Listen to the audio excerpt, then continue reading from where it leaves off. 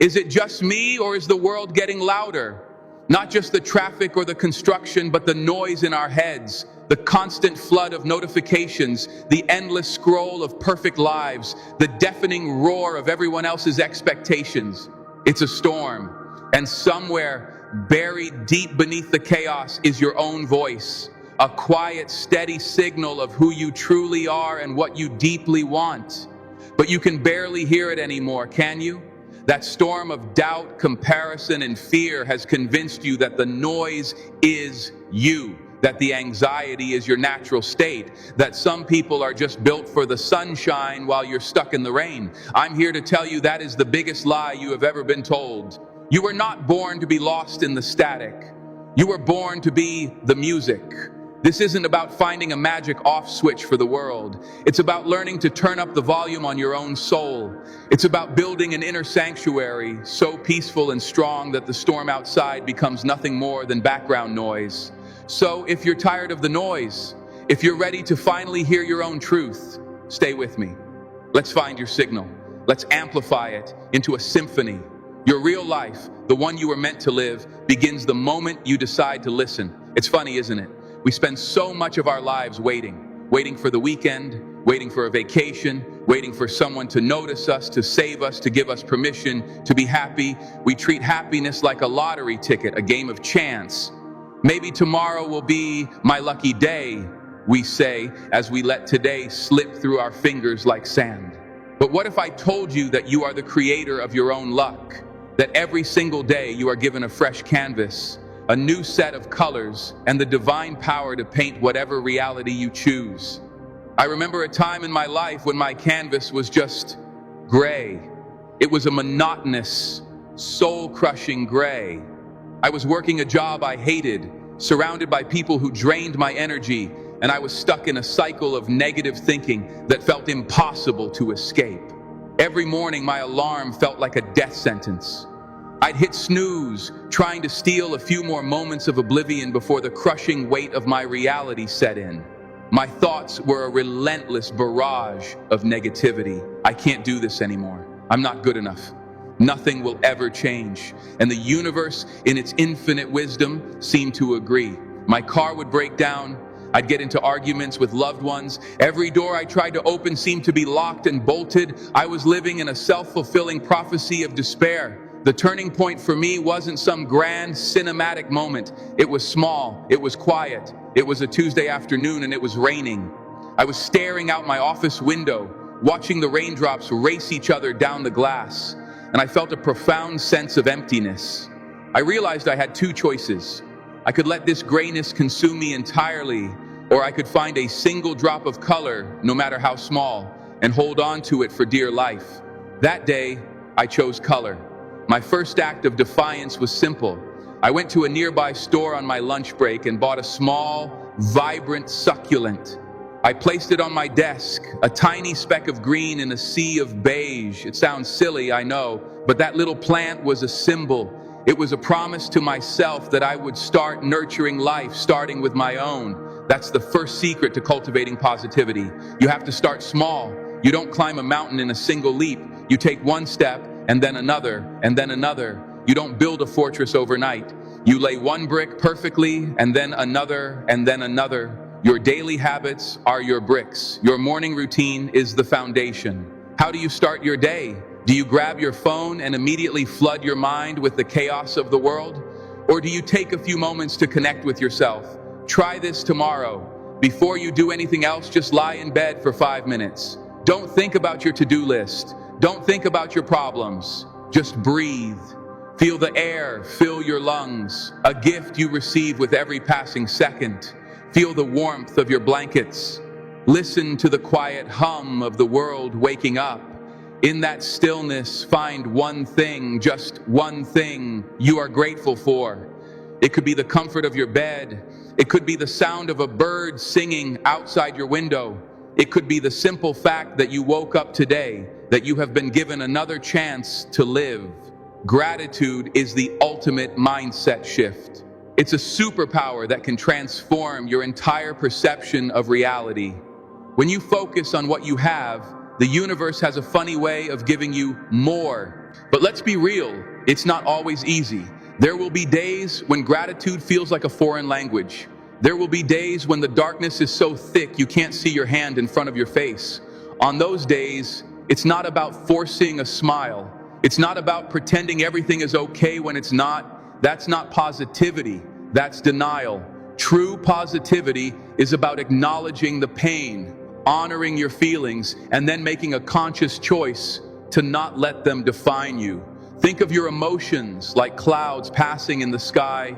They come and they go. They are not you. You are the sky, vast, open, and eternal. When a storm cloud of anger or sadness rolls in, don't fight it. Don't try to push it away. Just observe it.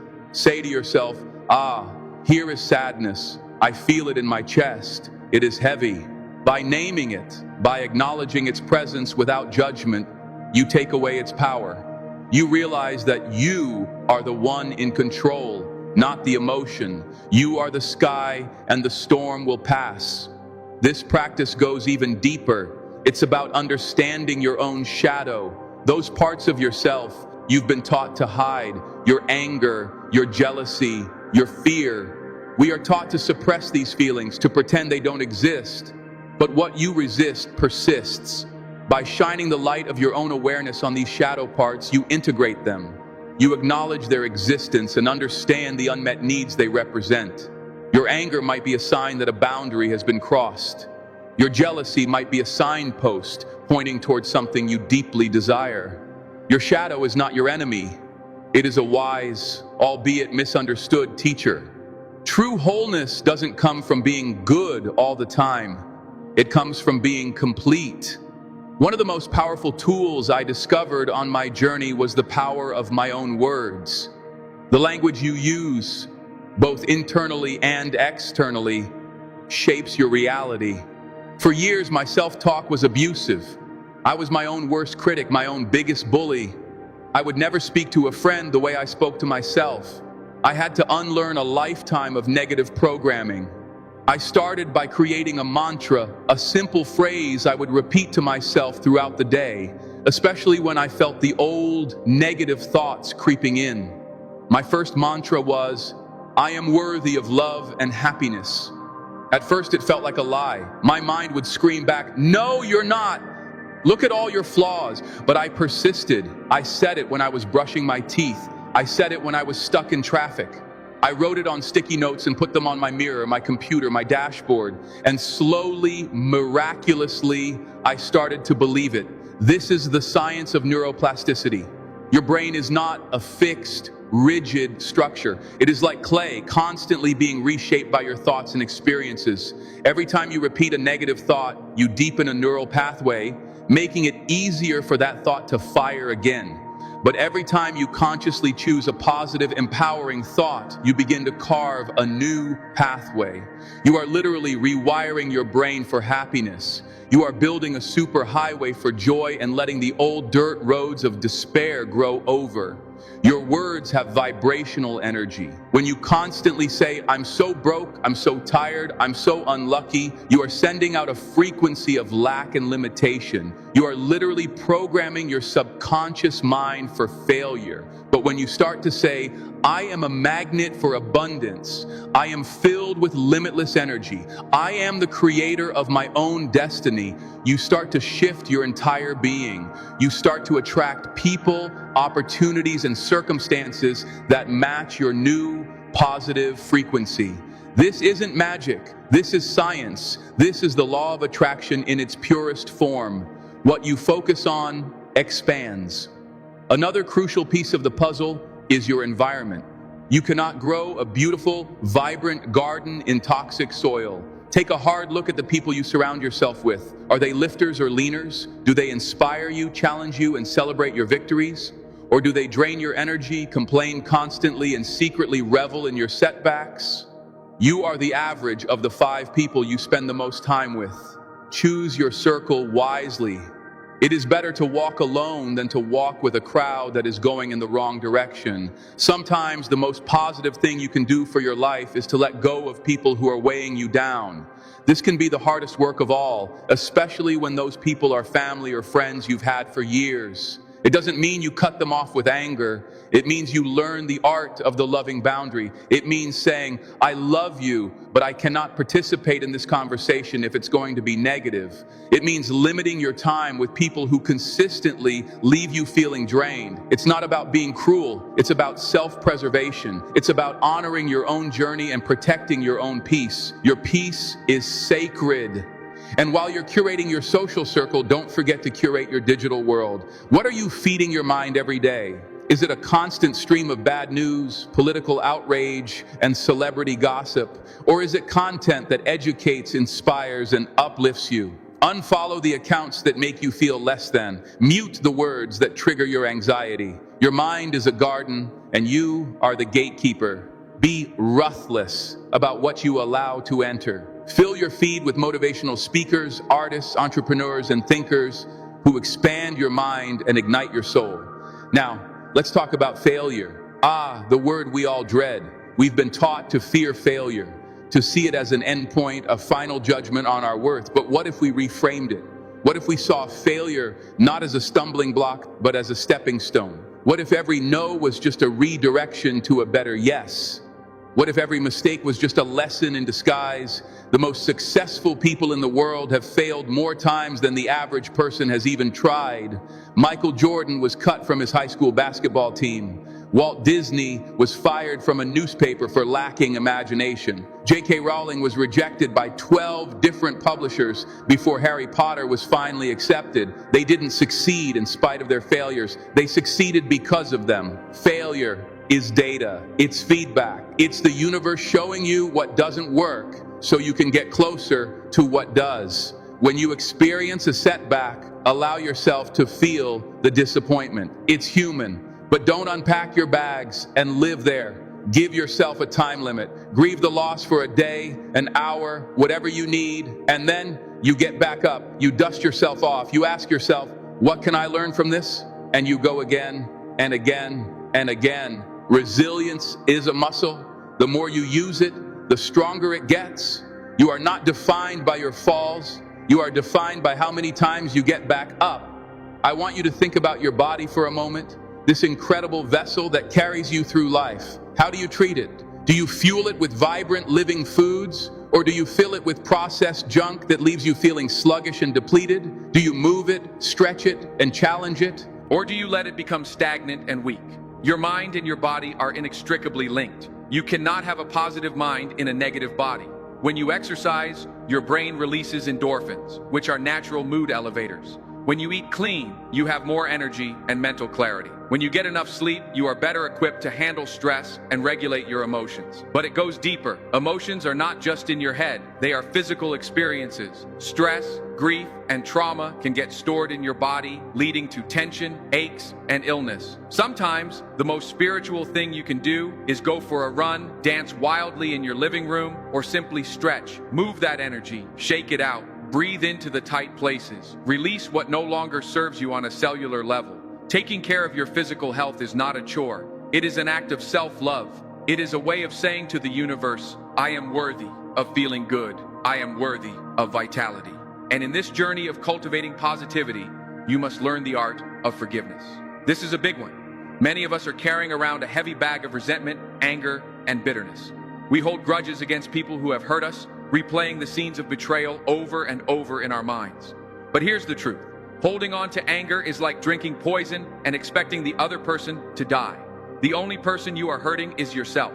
Forgiveness is not about condoning the other person's behavior. It's not about saying what they did was okay.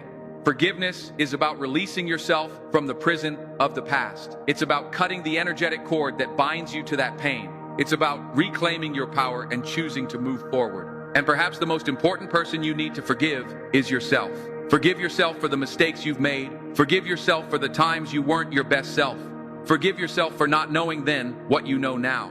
You did the best you could with the tools you had at the time. Let it go. Release the shame. Release the guilt. You are human. You are flawed. and you are beautiful. Your scars are a testament to your strength, a map of where you have been. They are not something to be ashamed of. They are something to be honored. There is a concept in Japan called kintsugi, which is the art of repairing broken pottery with lacquer dusted or mixed with powdered gold, silver, or platinum.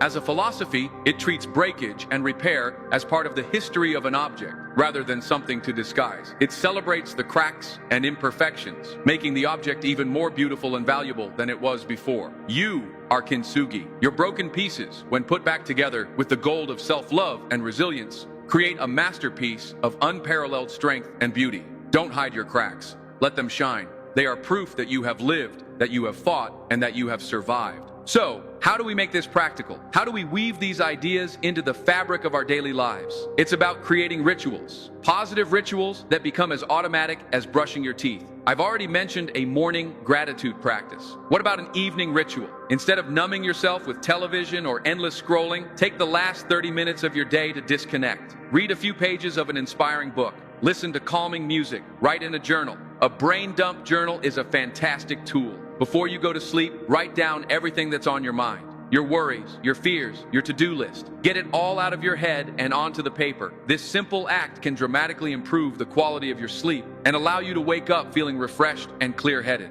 Another powerful ritual is the practice of visualization. Every single day, take a few minutes to close your eyes and vividly imagine the life you want to live. Don't just think about it, feel it. See yourself achieving your goals. Feel the joy, the pride, the excitement. What does it look like? What does it sound like? What does it smell like? The more detailed and sensory your visualization, the more powerful it will be. Your subconscious mind cannot tell the difference between a real experience and a vividly imagined one. When you consistently visualize your success, you are priming your brain to make it a reality. You are creating a mental blueprint that your actions will naturally start to follow. And please don't forget the power of play. When did we get so serious? When did we forget how to laugh, how to be silly, how to experience pure, unadulterated joy? Schedule time for play in your calendar just as you would a business meeting. Dance around your living room. Sing at the top of your lungs in the car. Go to a park and swing on the swings. Reconnect with your inner child, that part of you that knows how to live in the moment and find wonder in the ordinary. Laughter is medicine. Joy is your birthright. Claim it.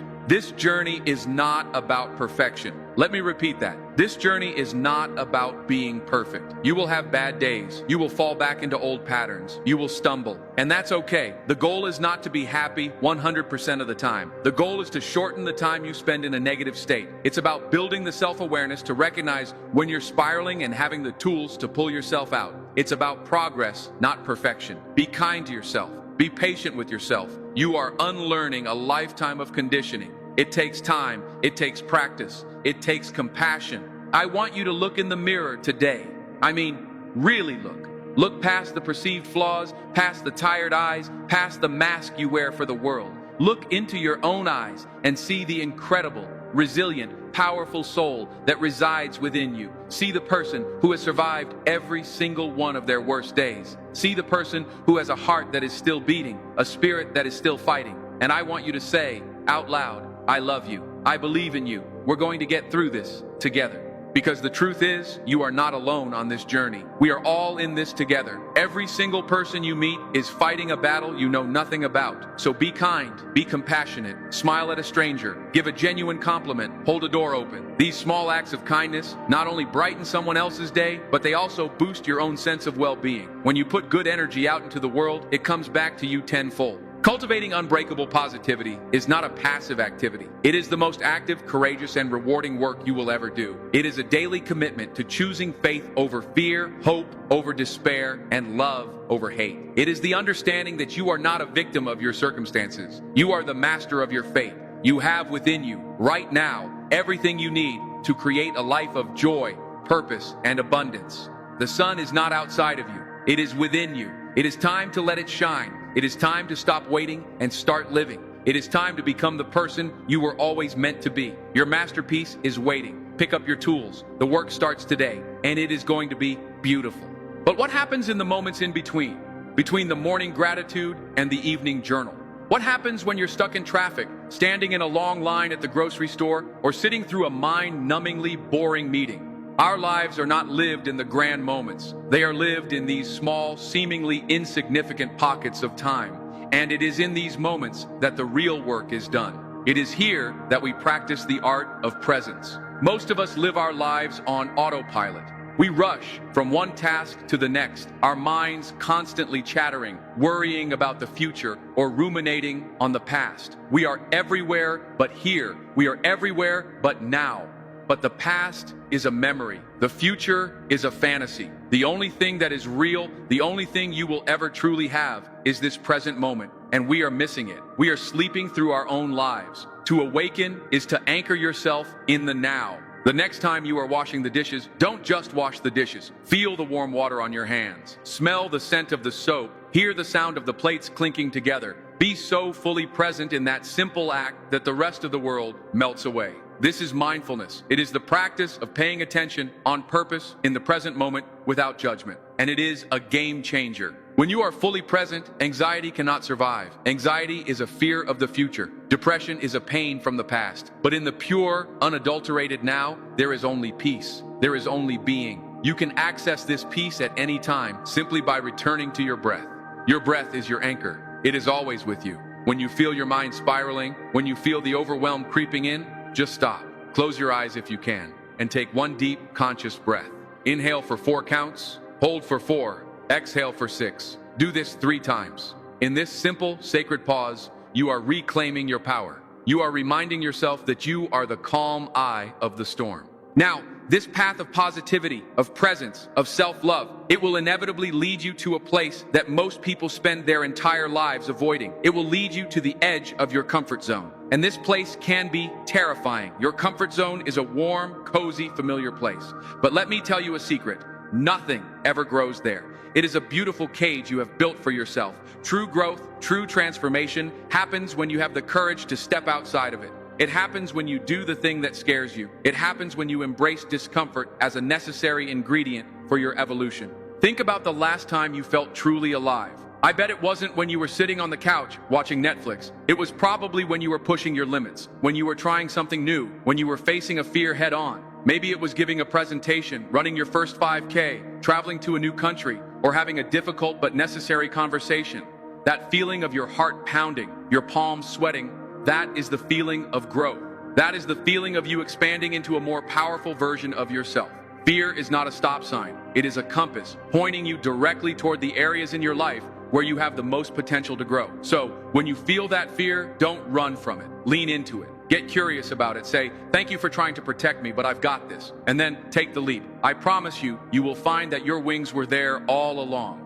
And as you begin to live this way, with more presence, more courage, more self-love, something magical will start to happen. You will notice a change not just in your own life, but in the lives of those around you. Your energy is contagious. When you walk into a room with a genuine smile, with a light in your eyes, you give other people permission to do the same. Your journey of healing is not just for you, it creates a ripple effect. Your courage to step out of your comfort zone inspires your friends to do the same. Your commitment to positive self-talk helps your family members unlearn their own negative patterns. Your decision to pursue your passion might be the very thing that convinces a coworker to finally start their own dream project. You are a lighthouse. You may not even realize who is lost at sea, navigating their own storms, who looks to your light for guidance and hope. By simply working on yourself, by tending to your own inner garden, you become a beacon for the entire world. Never underestimate the power of your own transformation. You have the ability to change the world simply by changing yourself. The greatest gift you can give to humanity is to become the fullest, most joyful, most expressed version of who you are meant to be. This brings me to a critical point. You must define what success and happiness mean for you. Not for your parents, not for your teachers, not for society. For you. We are bombarded from birth with a very narrow definition of a good life. Get good grades, go to a good college, get a safe and secure job, get married, buy a house, have 2.5 kids, and then retire. But what if that's not your path? What if your soul craves something different? What if your definition of success is living in a tiny cabin in the woods and writing poetry? What if your happiness is traveling the world with nothing but a backpack? What if your purpose is to rescue stray animals or to create art that challenges the status quo? There is no one-size-fits-all formula for a fulfilling life. You are a unique expression of the universe, and your path is meant to be just as unique. The constant comparison, the feeling that you are behind in life, is one of the greatest thieves of joy. You are not behind. You are not ahead. You are exactly where you need to be on your own sacred timeline. Let go of the shoulds and the supposed tos. Give yourself permission to want what you truly want, and then have the courage to build a life around it, even if nobody else understands. Your life is your story to write. Don't let anyone else hold the pen. And this, my friends, is what it all comes down to. This daily practice of cultivating positivity, of being present, of facing your fears, of defining your own success. It is all in service of a much larger question. What is your purpose? What is the legacy you want to leave behind? When you are on your deathbed, looking back on the sum of your days, what do you want to see? Will it be a life lived in fear, in the shadows, always playing it safe? Or will it be a life of passion, of courage, of love, of laughter, of growth, a life where you squeezed every last drop of juice out of your time here on earth? Your purpose isn't some grand, elusive thing that you have to find. It is something you build day by day, choice by choice.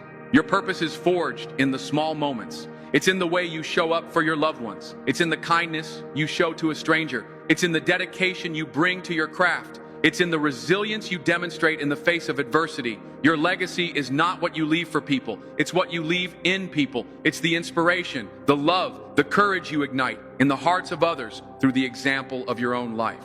So I ask you again, what will you choose? Will you continue to let that venomous whisper of doubt write your story? Or will you pick up the pen, dip it in the ink of your own magnificent soul, and write a new ending? An ending filled with light, with love, with purpose. An ending that makes the whole world stand up and applaud. The choice is yours. It has always been yours. The power is within you. It has always been within you. Your time is now. Go out there and build your beautiful life. Build your fortress of positivity and let your light shine so brightly that it illuminates the path for everyone else. Go on. The world is waiting for you. And as you stand there on the precipice of this new beginning, I want to share one final crucial secret. It's a whisper of truth that you must hold close to your heart on the days when the work feels too hard, when the progress feels too slow. It is the sacred art of patience. We live in a world of instant gratification. We want instant coffee, instant downloads, instant success. We plant a seed in the morning and expect a fully grown tree by the afternoon. And when it doesn't happen, we get discouraged. We think we've failed. We abandon the garden altogether. But that is not how nature works. That is not how true transformation works. Think of the Chinese bamboo tree. For the first 4 years after it's planted, nothing happens. You water it, you nurture it, and you see nothing. Not a single sprout above the ground. It looks like a complete failure. Many would give up, but in the 5th year, something miraculous occurs. The bamboo tree shoots up to 90 feet in just 6 weeks. Was it dormant for 4 years? No, it was growing. It was building an incredibly complex root system underground, a foundation strong enough to support its magnificent, explosive growth. You, my friend, are that bamboo tree. The daily work you are doing, the gratitude, the mindfulness, the positive self-talk, the acts of courage, it may not show immediate results on the surface, but underneath, you are building your foundation. You are weaving a root system of resilience, self-worth, and inner peace that will one day allow you to rise higher than you ever thought possible. So be patient with yourself. Trust the process. The universe has its own timeline, and it is always, always perfect. Your season of explosive growth is coming. Just keep watering the seeds. And with this patience comes a deep sense of trust. Trust that even the detours and the delays are part of the plan. Sometimes a door slams shut in your face, not because you weren't good enough, but because that wasn't your door. The universe was protecting you. It was redirecting you to an even greater opportunity, one you couldn't have seen from your previous vantage point. A no is often a not yet, or even better, a I have something so much better in store for you. A setback is not a punishment, it is a preparation. It is life strengthening you, teaching you, and molding you for the blessings that are on their way. When you can learn to see every obstacle as a divine redirection, every challenge as a sacred lesson, your entire relationship with life will change. You stop fighting against the current and you learn to flow with it, trusting that it is carrying you exactly where you need to go. This journey inward, this cultivation of your own garden, ultimately leads to one profound realization. The most potent form of happiness comes not from what you get, but from what you give. We spend so much time focused on our own needs, our own desires, our own problems. This self-obsession is a cage. The key to unlocking that cage is service. It's shifting your focus from me to we. When you help someone else, a powerful chemical reaction happens in your brain and in your soul. You connect to something larger than yourself. Your own problems seem to shrink in comparison. Service doesn't have to be some grand gesture. You don't have to start a nonprofit or travel the world. It can be as simple as truly listening to a friend who is struggling without judgment and without trying to fix them. It can be volunteering for a cause you believe in for just an hour a week. It can be mentoring someone younger than you, sharing the wisdom you've gained on your journey. It can be creating something, art, music, food, a business that brings joy or solves a problem for other people. When you take the light you have cultivated within yourself and use it to illuminate the path for others, your own light doesn't diminish. It grows exponentially. It becomes an eternal flame. This is the ultimate paradox of happiness. The more you give it away, the more you have. So find your way to serve. Find that unique intersection of what you are good at, what you love to do, and what the world needs. That is the sweet spot. That is where your purpose comes alive. And in those moments of service, you will find a joy so deep, so authentic, that it makes all the fleeting pleasures of the world pale in comparison. You will understand that we are all connected, all part of one magnificent tapestry. And your role is to weave your own unique, beautiful thread into that masterpiece, making it stronger and more vibrant for everyone. You matter more than you know. Your contribution is needed. Don't deprive the world of the gift that only you can offer.